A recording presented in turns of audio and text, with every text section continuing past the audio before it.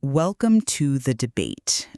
Today, we're taking an intellectual deep dive into St. Augustine's profound and, well, deeply controversial teachings on human nature, original sin, and divine grace. Yeah, it's a question that has fundamentally shaped Western philosophy and theology for centuries. Ultimately asking, are human beings inherently corrupted by an inherited original sin? Right, which would render us utterly dependent on God's grace for any kind of genuine moral goodness. Or, conversely, do we possess inherent free will, robust moral autonomy, and the intrinsic capacity to choose the good on our own merits? And to unpack this, we're drawing on a wealth of historical, theological, and scientific source material today. We'll be looking at Augustine's own texts, of course, as well as the philosophers, theologians, and evolutionary biologists who have grappled with his legacy over the millennia. I'll be taking the stance that Augustine's framework of original sin and grace provides a psychologically realistic and empirically sound explanation for the human condition. And I'll be pushing back on that, representing the perspective that Augustine's views are biologically flawed, morally problematic, and just overly pessimistic about human potential. So, to kick us off, I really want to articulate why Augustine's doctrine provides the most coherent explanation for the universality of human moral failure. It starts with his interpretation of the fall of humanity in Genesis chapters 2 and 3, and Paul's writings in Romans 5. Right, this is where Augustine argues that human nature underwent a fundamental, essentially a catastrophic shift, correct? Exactly. He had this really compelling way of framing it. He believed humanity started in a state of caritas, basically pure, outward-looking, generous love. But after the fall, that harmony shattered. And our desires turned entirely inward? Yes, he called this inward, fractured state cupiditas, which is driven by concupiscence. For anyone unfamiliar, concupiscence is essentially that overwhelming feeling when your selfish, bodily urges completely hijack your rational brain. So in this fallen state, Augustine argued, we simply cannot achieve righteousness through sheer willpower. Precisely. Moral goodness in its purest form is impossible without God's unearned gift of grace, as outlined in Ephesians 2. And crucially, this isn't just abstract theology being debated in a monastery. This theological realism aligns perfectly with our lived human experience. Look at the 20th century theologian Reinhold Niebuhr. He famously observed that original sin is the only empirically verifiable doctrine of Christianity. He did, and he said that precisely because of the constant, undeniable presence of systemic injustice, selfishness, and violence throughout human history. Niebuhr looked at the horrors of the 20th century and realized utopianism was dead. Augustine essentially gives us a vocabulary for the darkness we observe in the world every single day. I hear that, but I come at it from a very different angle. Augustine's doctrine is historically monumental, sure, but it's built on deeply flawed foundations that ultimately undermine human responsibility and justice. Where do you see the foundation cracking first? Well, first and foremost, we have to look at the fatal scientific flaws in Augustine's premise.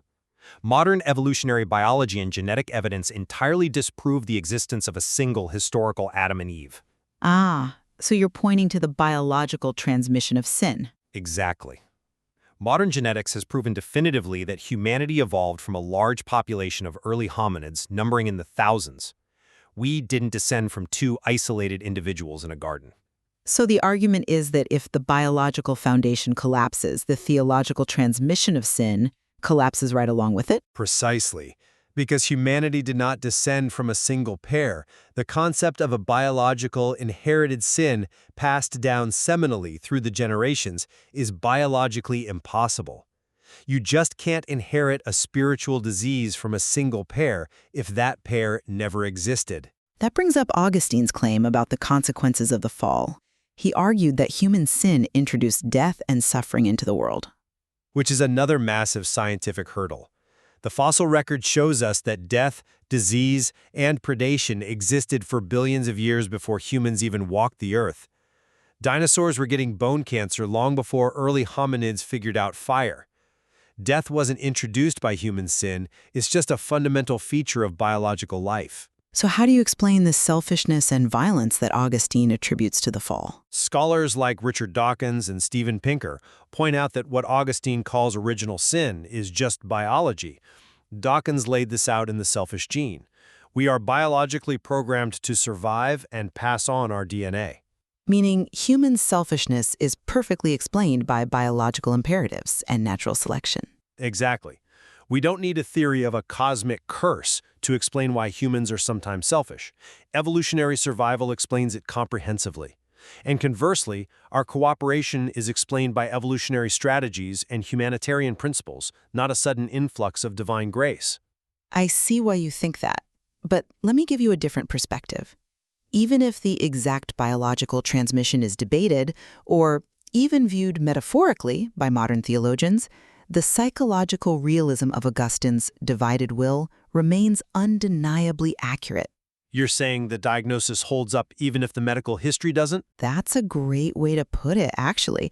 Augustine's description of concupiscence, that state where bodily and selfish desires overpower moral intention, it perfectly mirrors modern psychological concepts. Just look at Sigmund Freud's theories of the unconscious. Freud certainly believed we had irrational drives that constantly conflict with our conscious civilized mind. Right. Or look at modern addiction studies. They routinely demonstrate how human beings can be completely enslaved to desires against their own better judgment. The rational brain knows a behavior is destructive, but the divided will caves anyway. Augustine actually had a very famous personal anecdote about this, didn't he? He did. In his Confessions, he recounts stealing pears from a neighbor's tree as a teenager. The fascinating part is that he wasn't even hungry. He ended up throwing them to the pigs, if I recall? Exactly. He stole them simply for the sheer thrill of doing something wrong. We've all been there, right? It's like staring at a do not touch sign in a museum. The rational part of your brain says no, but there's this weird irrational pull to touch the painting anyway. That is the divided will in action. That irrational pull toward the forbidden is a universal human trait. As the writer G.K. Chesterton astutely noted, you don't need to look at a biology textbook to prove original sin. You can see the evidence for it simply by looking in the street. The mechanism of the fall might be open to interpretation, but our corrupted nature is an observable fact. That's a compelling argument, but have you considered that observing human struggle doesn't validate Augustine's specific diagnosis of why we struggle? Meaning what exactly? Well, acknowledging that humans have conflicting desires or unconscious drives is one thing. Claiming that this is the result of an ancient rebellion that legally and spiritually damns every newborn infant is quite another. Which brings us to the profound moral implications of his framework. You're referring to his concept of inherited guilt. Yes, I'm sorry, but I just don't buy that. Let me tell you why. Punishing all of humanity for the sins of our distant ancestors makes God fundamentally unjust. It violates our most basic intuitions about fairness and legal responsibility. Because Augustine viewed humanity as a massa damnata, essentially a doomed collective or massive perdition. Because we were all supposedly present in Adam, we all share the guilt. It's the ultimate generational curse, and it's morally repugnant.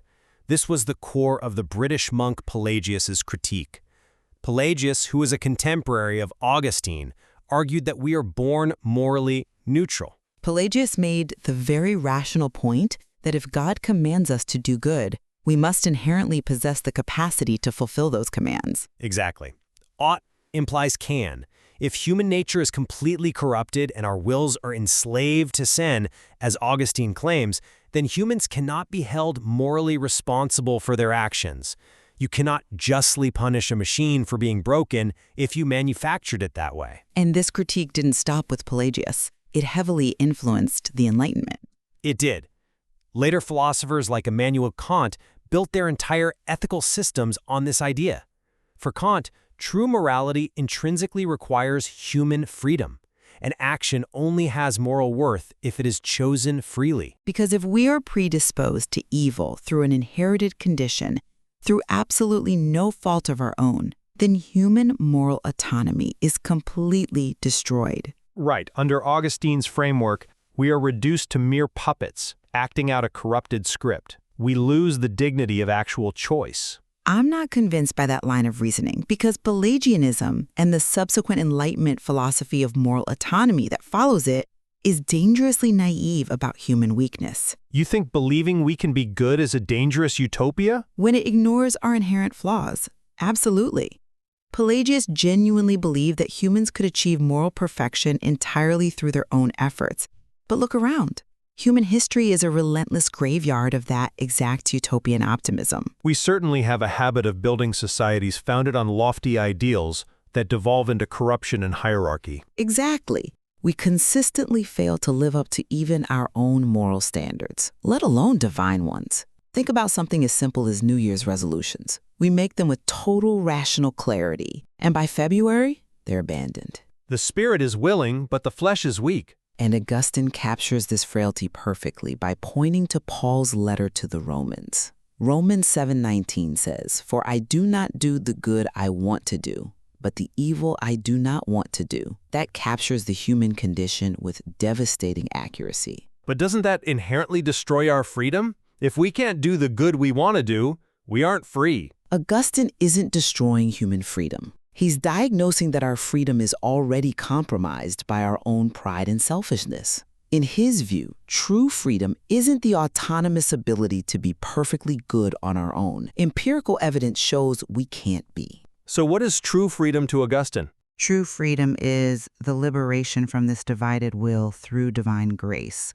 Autonomy, in the Pelagian or Kantian sense, often just leads to the arrogant delusion that we can save ourselves. But this introduces a terrible fatalism into the human worldview. By insisting that we are utterly helpless and entirely dependent on an unearned grace, Augustine's framework becomes inherently pessimistic and psychologically damaging. Damaging in what way? It creates a culture of immense guilt and shame. We see this explicitly in Augustine's focus on sexual desire. He viewed concupiscence as being passed down specifically through the act of procreation. Right, which casts natural human sexuality as something intrinsically tainted by the fall. Exactly. And Freud himself, whom you mentioned earlier to support Augustine, actually noted that this exact kind of religiously inherited sexual guilt causes deep psychological harm and neurosis in modern individuals. It certainly created a very fraught relationship with the body in Western thought. It did. Furthermore, as Augustine's theology developed, he leaned heavily into predestination. This is the idea that God elects only some for salvation, while the rest, the massa damnata, are doomed to hell. If God's grace is the only thing that saves, and he only gives it to some, it creates a terrifyingly fatalistic universe. Contrast this with the alternative views that emerged later during the Enlightenment. Think of John Locke's tabula rasa. The idea that we are born as blank slates, neither inherently good nor inherently evil. Correct. We are shaped entirely by our education and our experiences. Or look at Jean-Jacques Rousseau, who took it a step further. He believed in humanity's natural goodness. The concept of the noble savage, where society is the corrupting force. Yes, Rousseau argued that it is unequal social structures, the invention of private property, and corrupt institutions that drag us down. It's not our inherent nature. These frameworks offer a much healthier, more optimistic path for human moral progress. Because they suggest the problem is fixable. Right. They suggest that if we fix our environments and restructure our societies, we can actually improve the human condition without waiting for divine intervention. That's an interesting point, though. I would frame it differently. I don't see Augustine as a pessimist at all. I actually see him as the ultimate realist. How is a framework that damns the majority of humanity realistic rather than pessimistic? Because he looks unflinchingly at the depth of human depravity. He refuses to sugarcoat the immense capacity for cruelty, selfishness, and self-deception that resides in the human heart. But his theology doesn't end in the darkness of the fall. A radical form of hope available to humanity because it means that absolutely no one is beyond redemption, regardless of how profound their flaws or how terrible their failures might be. But isn't Rousseau's view more actionable? If we adopt Rousseau's view that we are naturally good and only corrupted by society, we end up pointing fingers. We blame institutions, we blame the political system, we blame the wealthy or the poor. We construct this narrative where the problem is always out there. While ignoring the darkness within. Precisely. We never take account of our own culpability. Augustine's view prevents that specific brand of human arrogance. It demands radical intellectual and spiritual humility. It provides a framework for genuine spiritual healing that acknowledges our profound limitations rather than pretending we can simply engineer our own perfection through better social policies. But the optimism of grace is cold comfort if you are not one of the elect, according to his own doctrine of predestination. And while humility is a virtue, Augustine's framework demands not just humility, but total self-abnegation. It asks us to recognize our fundamental brokenness. It asks us to view our own nature, our desires, our bodies, our innate drives as a disease. I would argue that recognizing our biological and evolutionary origins provides a much more compassionate form of realism. Because it removes the spiritual guilt? Now, that is far healthier than saying, this is a spiritual rot that damns me to hell unless a deity arbitrarily intervenes. It shifts the burden from theological rescue to evolutionary maturation. Exactly. Rousseau and Locke may have had their own blind spots, but they recognize something crucial. Human beings possess the inherent capacity, the reason, and the free will to achieve goodness and build a more just world. Stripping humanity of that autonomy risks creating a passive society waiting for divine rescue rather than taking responsibility for its own moral evolution. I think it's time for us to draw our core arguments together. Throughout this discussion, I have maintained that Augustine's concepts of original sin, the divided will, and our total reliance on divine grace remain the most intellectually honest frameworks for understanding the stubborn persistence of human failing. Even with the biological discrepancies? Even then, while critics may take issue with the biological mechanics of a literal Adam and Eve, the profound psychological truth of concupiscence, that we are frequently mastered by disordered desires, is evident in every era of human history. By recognizing our inherent limitations, the Augustinian perspective guards against the dangerous utopianism that assumes human beings can perfect themselves. Ultimately, relying on a higher power provides a realistic, structurally sound, and deeply redemptive view of human nature. And my summary is this. Augustine's doctrines, while historically influential, rely on outdated biology and promote an inherently unjust system of inherited guilt. Because it strips us of our autonomy. Completely. By stripping humanity of true moral autonomy, casting natural human desires as deeply sinful, and promoting a predestinarian worldview, it creates unnecessary shame and fatalism. Human beings are not entirely corrupt. We possess the inherent capacity, the rational intellect, and the free will to achieve goodness and drive moral progress. Acknowledging our evolutionary background and our environmental conditioning offers a much more accurate and ultimately more empowering blueprint for addressing human flaws. Despite our strong disagreements on the etiology of human nature, I think there are significant areas of convergence here. We both readily acknowledge that human beings genuinely struggle with conflicting desires. Absolutely. Our moral compass is constantly challenged by selfish impulses, regardless of where you think those impulses originated. Exactly. Whether one attributes those deeply rooted moral failures to an ancient theological fall in a garden, the slow crawl of evolutionary biology, or the conditioning of corrupt societal structures, understanding the roots of our moral failures is absolutely vital. It's central to the human project. There is profound value in examining human nature through these competing lenses. The tension we've explored today between recognizing our profound, perhaps inherent flaws and striving for robust moral autonomy continues to sharply define modern philosophy, psychology, and theology. There is certainly much more to explore in the source material, particularly regarding the intense historical debates between Augustine, Pelagius, and their contemporaries, which set the stage for so much of Western thought. Indeed. We leave it to you, the listener, to weigh these perspectives and form your own conclusions about the true nature of humanity. Thank you for joining us for the debate.